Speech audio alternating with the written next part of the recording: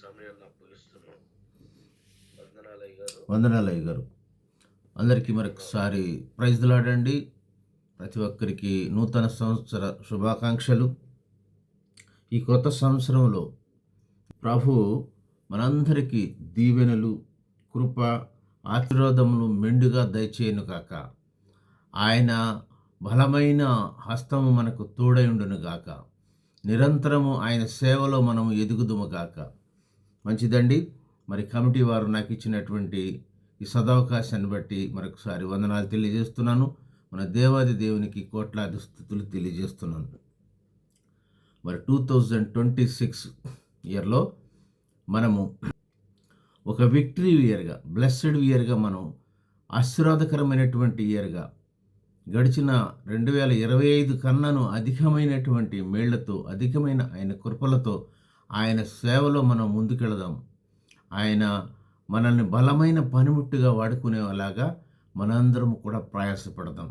ఎందుకంటే ఈ 2026 ఎంతగానో మనకు దీవెనకరంగాను, ఎంతగానో మనకు ఆశీర్వాదకరంగా ఉండునట్లుగా ప్రభు చూపిస్తున్నాడు. చదవబడిన వాక్యములో మరొకసారి చూద్దామనండి.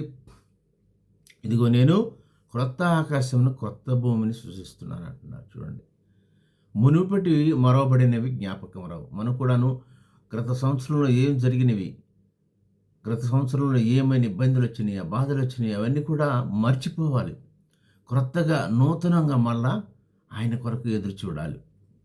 నూతనముగా కొత్తవి. ఆకాశము ఒక చోట మరి రాసింది కదా, ఆకాశము క్రిందున్నవిని, భూమి పై ఉన్నవిని మరుగుపరచబడుతున్నాయి. అలాగే మన దేవుడు మన ఎడల ఎంతో దయగలిగినాడు. సంకీర్తనలు 136 అంటారు కదా, ఆయన దయాళుడు, ఆయనకు కృతజ్ఞతాస్తుతులు చెల్లించుడి, ఆయన కృప నిరంతరముండును. చూడండి, ఆయన కృప యుగయుగములకు ఉంటుందండి. ఆయన కృప నిరంతరం ఉంటుంది. ఆ 136 కీర్తన చదివితే అన్నీ కూడాను ఆయన ఎలాగా మనం ప్రతి విషయంలోనూ స్తుతిస్తూ, ప్రతి విషయంలోనూ కృతజ్ఞత స్తుతులు చెల్లిస్తూ, మరి ప్రభు మనల్ని ఈ క్రొత్త సంవత్సరంలోకి అడుగుపెట్టేలాగా ఆయన కృప చూపించండి. ఆయన ఉచితమైన కృప, ఆయన ఉచితమైన దయచేతనే. 1 Thessalonians 5లో ఉంటుంది కదా, మనమందరము ప్రతి విషయంలోనూ, అన్ని విషయాల్లోనూ ఆయనకి కృతజ్ఞతాస్తుతులు చెల్లించాలి. ఎందుకంటే ఆయన స్తుతులకు అర్హుడు. ఆయన కృపామయుడు, దయామయుడు, సర్వశక్తి గలవాడు. ఆయన చూడండి, ఆయన యెరూషలేము గురించి వర్రీ అవుతున్నారు. నేను సృజించిన దాని గురించి మీరు ఎల్లప్పుడూ హర్షించులాగా ఆనందించుడు. ఆయన సృష్టించిన యావత్తు ప్రపంచము యెరూషలేము గురించి కూడాను మనందరం కూడాను ఎల్లప్పుడూ ఆనందిస్తూ ఉండాలి, ఎల్లప్పుడూ హర్షిస్తూ ఉండాలి. ఆయన యెరూషలేమును ఆనందకరమైన స్థలంగా చేస్తారంటున్నారు. ఆయన మరలా రాబోతున్నాడండి. యెరూషలేము యొక్క ప్రజలందరూ కూడా హర్షించేలాగాను ఆయన సృష్టికర్త సృష్టించి ఉన్నాడు. ఆయన తన జనులకు ఆనందము ఇస్తున్నట్టున్నాడు. రోదనధ్వనులు, విలాపధ్వనులు ఇలాంటి ఇక మీదట వినపడవంట. ఇక మీదట అలాంటి రోదనలు, బాధలు వినపడవు, అవి ఉండవు అని ఆయనే మరి ప్రతిజ్ఞ చేస్తున్నాడండి. ఎంత మంచి మాట్లాడండి. అదేవిధంగా యెషయా గ్రంథం 42వ అధ్యాయంలో కూడా చూసుకుంటే, యెషయా గ్రంథము 42 9వ వచనం చూస్తే, మునుపటి సంగతులు సంభవించాను కదా, కొత్త సంగతులు తెలియజేయుచున్నాను. చూడండి ఒకసారి, పుట్టక మునిపే వాటిని మీకు తెలుపుచున్నాను. వాటికి మనం చూడండి, పుట్టక మునిపే ఆయన అన్ని కూడా తెలుపుచున్నారు. సముద్ర ప్రయాణం చేయవర్లారా, సముద్రంలోని సమస్తమా, ద్వీపములారా, దీప నివాసులారా, యెహోవాకు క్రొత్త గీతం పాడుడి. ఇందాక అమ్మగారు పాడారు కదా, ఎంత పాత పాటైనా సరే ఎంత స్వీట్గా ఉంటుందండి. మనం ఎప్పుడు కూడా క్రొత్త గీతాలు పాడాలి. ఆయన స్తుతిస్తూ ఉండాలి. ఆయనకి స్తుతులకు అర్హుడు. ఆయన్ని ఆరాధిస్తూ ఉండాలి. ఆయన స్తుతిస్తూ కొత్త కొత్త పాటలు పాడుతూ ఆయనను జయధ్వనులతో ఆయన్ని ఆరాధిస్తారు. ఎక్కడ కూడా సముద్రం లోపల ఉన్నవాళ్ళు, సముద్రం పైన ఉన్నవాళ్ళు, ద్వీపాల్లో ఉన్నవాళ్ళు యెహోవాకు క్రొత్త గీతాలు పాడాలండి. భూదిగంతముల నుండి ఆయనను స్తుతిస్తూ ఉండాలి. అరణ్యంలోని దాని పురముల్లోను కేదారు నివాస గ్రామంలోను బిగ్గరగా పాడాలి. బిగ్గరగా మనకు శాతనైనంత శక్తిని ఉపయోగించి మరి చూడండి దావీదు మహారాజు మందసం తీసి చెప్పుకోవడం ఎంత గంభీరంగా ఆయన నాట్యమాడుతూ పాటలు పాడతారు. సంతోషంగా బిగ్గరగాను ఆనందంతో మనం ఆయన్ని ఎలాగంటే పర్వతాల శిఖరము నుండి వారి కేకలు వేదురుగాక అంటున్నారు. ఎందుకంటే మన దేవుడు స్తుతులకు అర్హుడు, మన దేవుడు పూజనీయుడు, మన దేవుడు ఆరాధ్య జయము. ఈ క్రొత్త సంవత్సరంలో మన అందరినీ కాపాడి తీసుకొచ్చారంటే ఆయన దయ ఎంత గొప్పదండి. మనం ఆయనకి ఎన్ని కృతజ్ఞతాస్తుతులు చెల్లించినా కానీ మనం ఆయన రుణము తీర్చుకోలేము. ఆయన ఎలాంటి గొప్ప దేవుడు అంటే ఆయన కోపం అనే విషయం మాత్రమే, ఆయన యొక్క ఆశీర్వాదం, ఆయన యొక్క దయ యుగ యుగములు ఉంటుందండి. మరి పాత నిబంధన కాలంలో కొత్త నిబంధన కాలంకి మధ్యలో కొంతకాలం ఆయన మౌనంగా ఉండినా కానీ మన గురించి ఆలోచిస్తున్నారంట. మాట్లాడలేదు కానీ ఆయన ఆలోచనలు, ఆయన చూపులు, ఆయన యొక్క అన్నీ కూడాను మనం ఎలా తప్పిపోతున్నాము. వాళ్ళకి మరొకసారి అవకాశం ఇచ్చి నా రెక్కల కిందకి తీసుకోవాలని ఆయన ఆశపడుతూ ఉంటాడు. ఎన్నిసార్లు ఇజ్రాయెల్కి మరి గద్దించిన ఆయన విననప్పుడు అనేకమైంది శత్రువులకు అప్పగిస్తూ అయినా కానీ మరొక సంవత్సరం ఇస్తుంటారు. మనకు కూడా మరొక సంవత్సరం. మనం ఎన్ని తప్పులు చేసినాను తప్పిపోయినాను, మనం మరలా ఆయన రెక్కల కిందకు వచ్చేలాగా ఆయన యొక్క దయ, ఆయన యొక్క కృప మన ఎడల ఎల్లవేళలా ఉంటుందండి. ఇంకొంచెం ముందుకెళ్ళి చూస్తే యెషయా గ్రంథం 40 అధ్యాయంలో కూడా చూడండి. యెషయా గ్రంథము 40 అధ్యాయం 28, 29 కొంచెం చూడండి అమ్మా. యెషయా గ్రంథము 40 అధ్యాయం అమ్మ 28వ వచనం నుంచి చదవండి. సొమ్మసిల్లిన వారికి బలమిచ్చేవాడు ఆయనే, శక్తిహీనులకు బలాభివృద్ధి కలుగు చేయవాడు ఆయనే. చూడండి, మనం సొమ్మసిల్లిపోయామా, మన బలము శక్తి ఇచ్చేది ఆయన. ఆయన మాట, ఆయన హస్తం తగిలితే చాలండి స్వస్థత. ఆయన చెంగు తగిలితే చాలు మనకందరికి బలము శక్తి వస్తుంది. బాలురు సొమ్మసిల్లుదురు అలయుదురు. మన పిల్లలు ఏం చేస్తారు, సొమ్మసిల్లిపోతారు, అలయుదురు, బలహీనపడతారు. కానీ యవనస్తులు తప్పక తొట్టిల్లుదురు. యెహోవా కొరకు ఎదురు చూచువారు నూతన బలం పొందుతారు. చూడండి, ఆయన కోసం ఎదురు చూస్తేనంట మనకి నూతన బలం అండి. వారు పక్షిరాజు వలె రెక్కలు చాపి పైకి ఎగురుదురు. చూడండి, మనం బలం తెచ్చుకుంటే పక్షిరాజు అని గ్రద్ద బలం తెచ్చుకొని ఎట్లా ఎగుతుంది అలాగా. మనం సొమ్మసిల్లిపోయామా, బాధల్లో ఉన్నామా, కష్టాల్లో ఉన్నామా, బాధపడకండి. ఆయన దయాళుడు, ఆయన దయ చూపుతాడు, ఆయన మనకు బలమునిస్తాడు. సొమ్మసిల్లిపోయినా కానీ ఆయన బలం ఉంటే మనము పక్షిరాజు వలె పైకి ఎగిరిపోతాం. ఆయన దయామయుడండి, కరుణామయుడండి. అలాంటి దేవుణ్ణి కలిగి ఉన్నాం మనం. మనకిచ్చిన పనిని మనం ఇంకా ఆయన కొరకు, ఆయన చిన్నతనంలోనే అంటారు కదా, అమ్మా మీకు తెలీదా నా తండ్రి పని మీద ఉన్నామని. మనం కూడా అనినిత్యం ఆయన పని మీద ఉండాలండి. ఎన్నో ఉంటాయి. ఈ భూలోకంలో మనది కాదండి నివాసము. ఈ భూలోకంలో మన ఆస్తులు అంతస్తులు రావు. ఒక భక్తుడు అంటారు కదా, మీ పిల్లలకు మీకు ఆస్తి ఏంటయా అంటే, మీకు స్వాస్థ్యం ఏంటయా అంటే మీ కన్నీటి మోకాళ్ళ ప్రార్థన. మరి సంవత్సరంలో మనం ఒక రెజల్యూషన్ తీసుకోవాలి. ప్రాతకాలంలో లేచి నా ప్రభు అయిన పాదాలు పట్టుకుని మరి ఆయన్ని కేకలతో ఆనందంతో స్తుతిస్తూ పాటలు పాడుతూ ఆయన వాక్యంను చదువుతూ మనం ముందుకెళదామని ఒక రెజల్యూషన్ తీసుకుందాము. వదలక విడవక ఆయన పాదాలు పట్టుకుని మరి మనం నేర్చుకున్న అన్నీ కూడాను ఇతరులకు తెలియచెప్పేలాగా మనం ఒక రెజల్యూషన్ తీసుకుందాము. ఈ క్రొత్త సంవత్సరంలో ఒక భక్తుడు అంటారు కదా, క్యాచ్ వన్ ఈచ్ వన్. నేను అంటాను కదా, క్యాచ్ వన్ ఈచ్ వన్ కాదండి, క్యాచ్ వన్ ఈచ్ 1 11 అన్న పట్టుకుంటా ట్రై చేస్తే 10, 9 అలాగన్నా వస్తాం. మన క్రొత్త సంవత్సరంలో తెలియని వారికి తెలియని మాటలు చెప్పి మన ఆయన గురించి ప్రయాసపడితే ఆయన ఎంతగానో సంతోషిస్తాడు. ఆయన్ని మనల్ని మరొక విడవక ఆయన్ని పట్టుకొని చూస్తాడండి. బలహీనతలో ఉన్నారా, బాధల్లో ఉన్నారా, ఆయన తలుసుకోండి.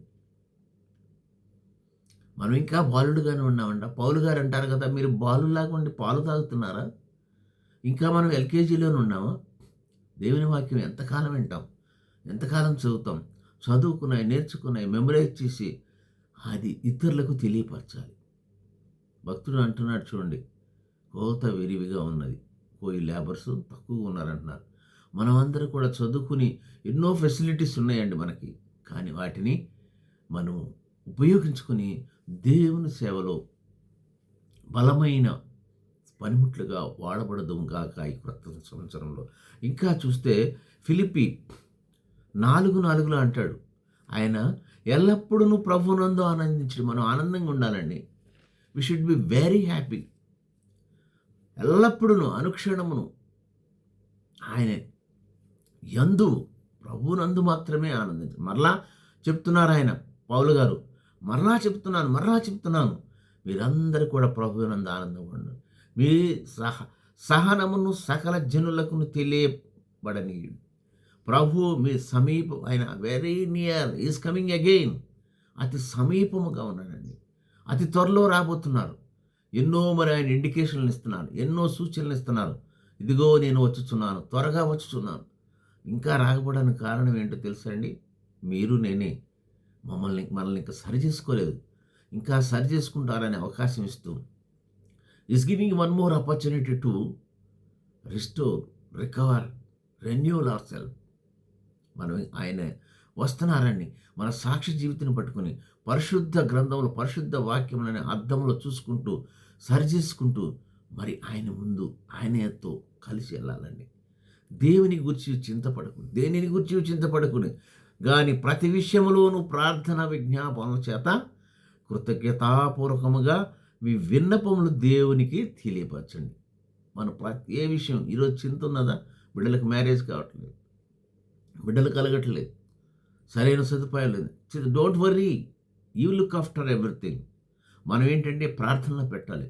ప్రార్థన విజ్ఞాపన చేత కృతజ్ఞతాపూర్వకంగా మన విన్నపలన్నీ కూడా ఆయన పాద సన్నిధి పెడితే ఆయన చూసుకుంటాడండి. మనం చేయవలసింది ఏంటంటే ఆయన పని, మన పనులన్నీ చేస్తారు. మేము ఒకసారి హైదరాబాద్లో ఒక ఇల్లు కొంటాకి ఆయనకు ముందు అడ్వాన్స్ ఇచ్చేసి ఫలానా రోజున, అంటే 90 రోజులకి రిజిస్ట్రేషన్ అన్నారు. 90 రోజులకి ఏమనంటే 3 నెలలు అనుకున్నాను నేను. 3 నెలలు కదా 90 అంటే అనుకున్నాను. అందులో ఆగస్టులో 31 రోజు, జూలైలో 31 రోజు రావటం వల్ల ఇంకా 2 రోజులు లేట్ అయిపోతే ఆ మహానుభావుడు అన్నాడు, నేను టైం అయిపోయింది, ఇక రిజిస్ట్రేషన్ చేయను అన్నాడు. నేను 2 రోజుల ముందే వెళ్ళాను. కానీ ఐసిఐసి బ్యాంక్లో లోన్ గురించి అప్పుడు రాఖీ పండగ రావటము, ఆగస్టు 15 రావటము, ఆ సంవత్సరంలో అప్పుడు కొన్ని సెలవులు రావటం వలన ఆ బ్యాంకు, ఐసిఐసి బ్యాంక్ సెలవులు ఉండటం వలన ఆయన అది మోర్ దాన్ 20 lakhs అయితే ఇద్దరు ఆఫీసర్లు సైన్ చేయాలి. ఒక ఆఫీసర్ లీవ్లో ఉండటం వల్ల అవ్వలేదు. అయితే మేము ఇంకేం చేయలేకపోయాం. రిజిస్ట్రేషన్ ఆఫీస్కి వెళ్తే ఆయన రానంటున్నాడు. నేను మా Mrs registration sub register office దగ్గర ఉండి వరండాలో ప్రార్థన చేస్తున్నాం. ప్రభా, ఇది మరి మా కార్యం చేయను, ఆయన మేము మీ కార్యం చేస్తున్నామని ప్రార్థన చేసిన తర్వాత కొంతసేపటికి ఆయనే మనసు మార్చుకుని వచ్చేసి మరి సరేనండి, ఇట్లాంటి మరి నా లెక్క ప్రకారం అయితే మరి 90 రోజులు అయిపోయిందండి. కదేనండి, మేము ఇట్లా అనుకున్నాము, అది పొరపాటేమో మరి అని అంటే అప్పుడు ఆయన సైన్ పెట్టి మిగతా చెక్ హ్యాండ్ ఓవర్ చేసిన తర్వాత మాకు ఇచ్చారు. ఐ మీన్ టు సే, మనము ఆయన మీద ఆధారపడాలి, ఆయన పాదాలు పట్టుకోవాలి. ఏం గంభీరపడిపోవటం అవసరం లేదు, దిగులు చింతపడే అవసరం లేదు. సమస్త ఈ చింతలు ఆయన పాద సన్నిధికి తీసుకెళ్తే ఈ విల్ లుక్ ఆఫ్టర్. ఆయన ఒక ప్రశ్న ఇచ్చాడంటే సమస్య ఇచ్చారంటే సమాధానం ఆయన దగ్గరే ఉంటుందండి. మనము సమస్త జ్ఞానమునకు మించిన దేవుడు మన సమాధానకర్త అయినటువంటి యేసు ప్రభువు. మీ హృదయాలకును మీ తలంపులకును కావలి ఉండును. చూడండి ఎంత మంచి మాటలండి. ఆయన దివారాత్రులు మన గురించి ఎదురు చూస్తూ ఉంటాడు. నిద్రపోడు ఆయన, కునుకడు. మన కొత్త నిబంధన గ్రంథంలో ఆయన అంటారు కదా, ప్రకటన గ్రంథం రాసినటువంటి యోహాను గారు, అంతటా నేను క్రొత్త ఆకాశమును క్రొత్త భూమిని చూసి తిని, మొదట ఆకాశమును మొదటి భూమిని గతించిపోయినాయి అంటున్నాడు. ఇక్కడ కూడా అదే చెప్తున్నారు, అన్నీ గతించిపోయినాయి. సొలొమోను రాజు గారు అంటే సమస్తము వ్యర్థము వ్యర్థము వ్యర్థము అంటుంటాడు. ప్రకటన గ్రంథం అంతటా నేను క్రొత్త ఆకాశం చూశాను అన్నాడు. కొత్త భూమిని, క్రొత్త ఏంటండి? ఉమ్. మునుపటి ఆకాశం మొదటి భూమి గతించిపోయినాయి, సముద్రం ఇక లేదు. మరియు నేను నూతనమైన యెరూషలేమును, ఆ పరిశుద్ధ పట్టణంను చూస్తున్నా అంటాడు. తన భర్త కొరకు అలంకరింపబడిన పెండ్లి కుమార్తె. ఎవరు పెండ్లి కుమార్తె? సంఘము. సంఘం అంటే ఎవరండి? మనమేనండి. మనం ఎదురు చూడాలి ఆయన గురించి. సిద్ధపడి ఉన్నారా? పరలోకమందున దేవుని యొద్దకు మరి వద్ద నుండి ఆయన దిగి వస్తూ ఉంటారు, మన గుర్రం మీద వస్తుంటారు. అప్పుడు గాడిదొచ్చి సమాధానకర్తకు వచ్చారు, ఇప్పుడు గుర్రం మీద వస్తారండి ఆయన. ఎవరండి? మన పెండ్లి కుమారుడు వస్తారు. అక్కడంట సూర్యుడు లేడంట, చంద్రుడు లేడంట. ఒక చిన్న పాట ఉందండి, ఒక వచనం పాడాలని ఆశపడుతున్నాను. సూర్యుడు లేని, చంద్రుడు లేని, చీకటి రాత్రులు లేనే లేని. సూర్యుడు లేని, చంద్రుడు లేని, చీకటి రాత్రులు లేనే లేని, ఆ దివ్య నగరిలో కాంతులను విరజమ్మెదవా నా యేసయ్యా. సియోనులో స్థిరమైన పునాది నీవు, నీ మీదే నా జీవితము అమర్చుచున్నావు. అవునండి, అక్కడ సూర్యుడు ఉన్నాడు, చంద్రుడు ఉన్నాడు. ఆయన యొక్క తేజస్సే, ఆయన యొక్క మహిమయే, ఆయన యొక్క గొప్ప వెలుగే మనకు అన్ని విధాలుగా సహాయపడు.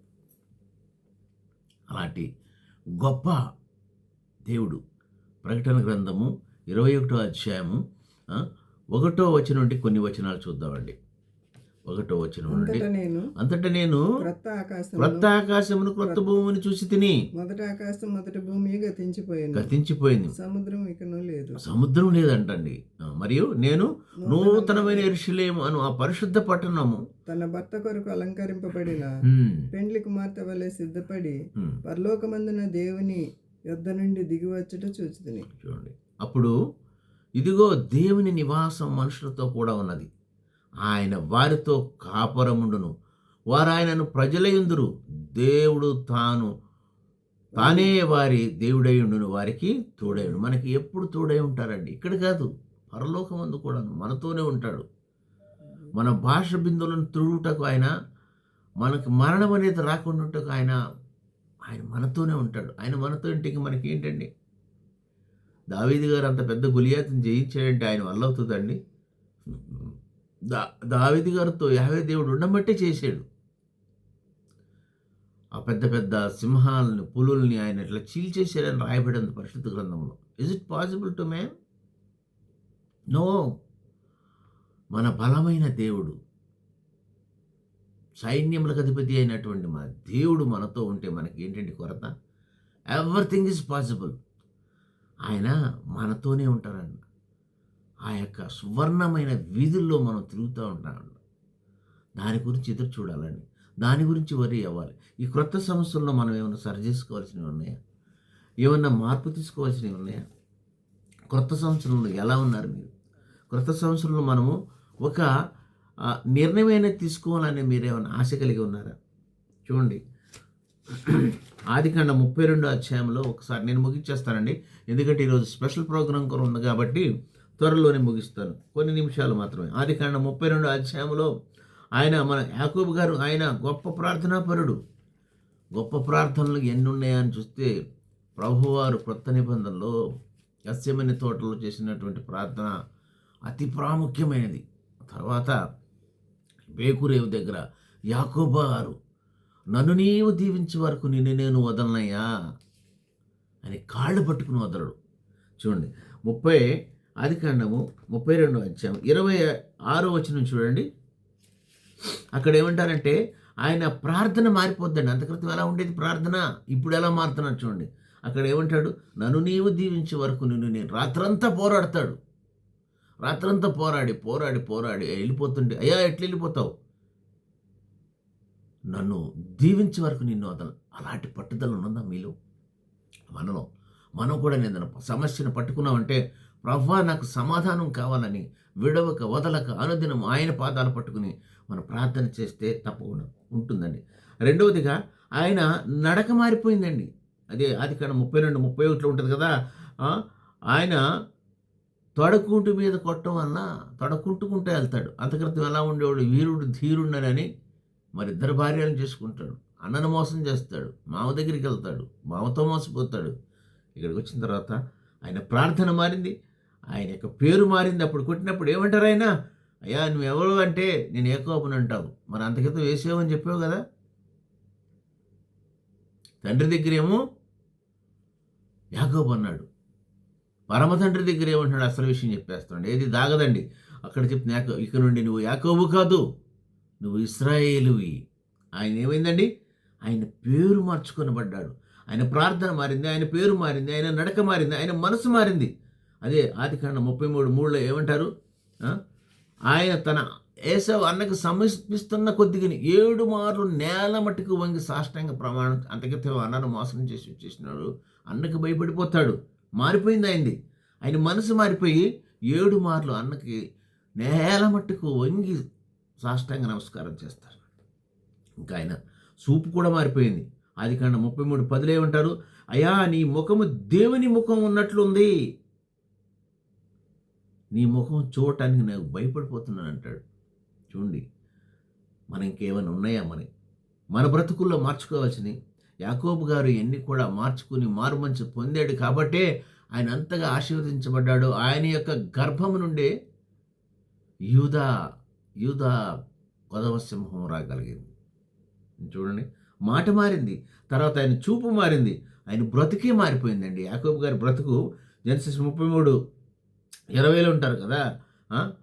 ఆయన మొత్తం అక్కడ ఒక బలిపీఠం కట్టించాడు. ఎక్కడండి, ఎక్కడైతే ప్రభువు మాట్లాడి ప్రభువుతో పెనుగులాడి ప్రభువుతో మరి కొట్టబడి కుంటుకుంటూ వచ్చిన చోట అక్కడ 100 వరహాలకు ఒక స్థలం కొన్నాడండి ఆయన. వీళ్ళు చూడండి, వీళ్ళ దగ్గర ఉన్నది ఏంటంటే పరిశుద్ధ గ్రంథంలో అక్కడ ఉచితంగా ఇస్తే తీసుకోరండి. అబ్రహం గారు కూడాను తన భార్యకి పాతిపెట్టక స్థలం కావాలంటే ఏమన్నాడు, అడిగినప్పుడు అక్కడ ఉన్న రాజుల్ని ఎంతైనా ఫ్రీగా తీసుకోండి, వద్దొద్దయ్యా, నేను మూల్యము చెల్లించి మాత్రమే, మనం కూడా ఏదైనా తీసుకోవాలంటే ఫ్రీగా వస్తుందండి, don't go for that one. ఆయన 100 వరహాలు స్థలము కొని ఒక బలిపీఠం కట్టించి దానికి ఏమని పేరు పెట్టండి, ఎలోహై ఇశ్రాయేలు అని పేరు పెట్టాడు. అక్కడ ఆరాధించాడు. ఆయన ఆరాధన వీరుడైపోయాడండి. ఆయన గొప్ప యూదా గోత్రానికి మరి మూల పురుషుడయ్యాడు. మరి మీలో ఏమన్నా మార్పు ఉన్నదా? ఈ కొత్త సంవత్సరంలో మనం మార్చుకోవాల్సినవి ఏమైనా ఉన్నాయా? ఆయన చూడండి, ఆయన ప్రార్థన చేసే విధానం మారింది, ఆయన పేరు మారింది, యాకోబు గారి నడక మారింది, యాకోబు గారి మనసు మారింది, యాకోబు గారి మాట మారింది, ఆ యాకోబు గారి చూపు మారింది, బ్రతుకు మారింది, స్థితి మారింది, గతి మారింది. మనం ఎలా ఉన్నాం? ఈ క్రొత్త సంవత్సరంలో మనం మార్చుకోవాల్సిన ఏముందా? Are you going to take any resolution? నేను అనుదినము అనునిత్యము వదలక వేకువజామని ఆయన యొక్క పవిత్రమైన లేఖనాలు పఠిస్తానని మరి మనకు తీర్మానం తీసుకుందామా? నేను నా భార్య ఇద్దరం కలిసి మరి బైబిల్ పూర్తి చేసాం. ఇద్దరం కలిసి చదవటం అంటే అది అసాధ్యం అని చెప్పుకోవచ్చండి. కానీ మనం మాట ఇచ్చాము, మేము ప్రామిస్ చేసాము లాస్ట్ ఇయర్. మేమిద్దరం కలిసి లాస్ట్ ఇయర్ కూడా ఇద్దరం కలిసి కంప్లీట్ చేసాం. We're now going to get a certificate from UAG church Kompally. మనం అందరం కూడాను మనం బైబిల్ చదవటం వేరండి, ఇతరులతో కలిసి కంబైన్డ్ స్టడీ చేయటం వేరు. మనం బైబిల్ స్టడీ చేసి పరిశోధించి పరిశీలించి ఒక డైరీ పెట్టి రాసుకుందామని తీర్మానం తీసుకుందామా? పేదల ఏళ్ల దయ కలిగి మరి ఆయన ఏం కోరుకుంటున్నారండి? యావే దేవుడు మీకాలో ఏమి కోరుకుంటున్నారు? ఆయన 3 కోరుకుంటున్నాడు. మనకు తెలుసు కదండి. 6:8 ఆయన ఏమి కోరుకుంటాడంటే, ఆయన కోరుకున్నవి మనం చేయగలమా? నీవు కనికరం కలిగి ఉండమంటున్నాడు పేదల ఎడ. న్యాయమును సత్యమును వదలక ఆయన కంఠపుష్టంగా దయించుకోమంటున్నాడు. కనికరం కలిగి ఉంటున్నాడు, దీన మనసు కలిగి ఉంటున్నాడు. దీన మనసు ఉందామా పేదల ఎడల? పేదలకి ఏమైనా ఇవ్వగలుగుతున్నామా? కనికరము కలిగి, దయ కలిగి మన దేవుని పాదం సన్నిధిలో ప్రేమతో వ్యవహరించుదామని మనం కొన్ని తీర్మానాలు తీసుకుందామా? Are you ready to face the fraction? రాబోతున్నారా ఆయన? మరి సిద్ధంగా ఉన్నారా? సిద్ధపడి ఉన్నారా? మనం ఎవరినైనా ఈ క్రొత్త సంవత్సరంలో ఒకరినైనా కానీ ప్రభులోనికి, సన్నిధిలోనికి తీసుకొచ్చి దేవుని గురించి చెప్పుదామని తీర్మానం తీసుకుందామా? మరి ఆయన చెప్పినట్టుగానే అతి ముఖ్యమైనటువంటిది నిన్ను వలె నీ పొరుగువారిని ప్రేమించుడి. ఇది ఒక్కటి చేద్దామని తీర్మానం చేసుకుందామండి. మన పొరుగువారు ఎలాంటి వాళ్ళైనా సరే వాళ్ళకి వెళ్ళిపోయి హ్యాపీ క్రిస్మస్ అండి, హ్యాపీ న్యూ ఇయర్ అండి, బాగున్నారా అని అడగగలుగుతున్నామా? ఈ కొన్ని రిజల్యూషన్ తీసుకుందామండి, కొన్ని తీర్మానాలు తీసుకుందాం. పెద్దవేం కాదు, చిన్న చిన్నవి. దీన మనసు కలిగి పేదల ఎడల కనికరం చూపించి సత్యముని వదలక మన కంఠభూషణం గల కట్టుకుని కనికరం ప్రేమించేలాగా మనం ఉందామండి. ఈ కొన్ని మాటలు మన హృదయంలో భద్రపరుచుకుందాం. ఈ కొన్ని మాటలు ఈ క్రొత్త సంవత్సరంలో మన గ్రూపు ఎంతో అమూల్యమైనది, ఎంతో విలువైనది. షాలోమ్ ప్రేయర్ ఫెలోషిప్ చెదిరిపోకుండా ఉన్న చిన్న గుంపునేమని అందరూ కూడా ప్రార్థనా వీరులు. మనం అందరం కూడా ప్రార్థన బైబిల్ ఈ రెండు కావాల్సింది. మన స్థిరాస్తి, మనకున్నటువంటి ఆస్తిదే. పరలోకంలోకి వెళ్ళినప్పుడు మనము సంపాదించుకునేది. ఇక్కడ మీరు ప్రార్థన చేయింది అక్కడ ఏమి దొరకదండి. మన బిడ్డలకు కూడా మనం కూడాను ప్రతి ఒక్కరము ప్రేమతో మాట్లాడుతూ, ఒక భక్తుడు అంటాడు కదా, చూడండి, కళ్ళుతో యోబు గారు ఏమంటారండి, నీ కళ్ళుతో పాపము చేయను కానీ నేను చూడని కళ్ళు నిబంధన చేసుకుంటాను. మరి దేవుడు మన కళ్ళుకి 2 తలుపులు కూడా ఇచ్చారు, కనురెప్పలు. జాగ్రత్త సుమా, అవి చూడరానివి చూడవద్దు. తర్వాత నిన్ను నాలుకను కాపాడుకోమంటారు. మన నోరుకు కూడా పెదవులు ఇచ్చారు. ఎందుకు ఇచ్చాడండి దేవుడు? చేతులకి ఇవ్వలేదు తలుపులు, కాళ్ళకి ఇవ్వలేదు, మిగతా దేనికి ఇవ్వలేదు. కానీ కళ్ళకు తలుపులు ఇచ్చారు. చూడరాని ఉంటే మరి ఆనాడు పాపం చేస్తేనే మరణశిక్ష. క్రొత్త నిబంధనలో నువ్వు ఊహలో కూడా చెడుగా ఎవరిని ఊహించితే పాపం అంటున్నారు. పరిశుద్ధ గ్రంథంలో చెప్తుంది కదా, నీ నాలుకని మరణం తీసుకెళ్తుందని. ఎలా మాట్లాడుతున్నాం మనం? ప్రేమ కలిగి మాట్లాడుతున్నామా? ప్రేమతో మాట్లాడుతున్నాం. ఇంట్లో కూడా మన ఉన్నవారితో ఎవరో మాట్లాడుతున్నాం? మన భార్యతో, మన భర్తతో, పిల్లలతో మర్యాదగా మాట్లాడతాం. అమితాబ్ బచ్చన్ గారు ఉంటారు, ఆయన ఇంట్లో కూడా అందరినీ ఆప్కా క్యా చాహియే అంటాడు. మీకు ఏం కావాలి? మనవరాలే కదా, నీకని అనడు. అంత జాగ్రత్తగా మాట్లాడతాడు ఆయన.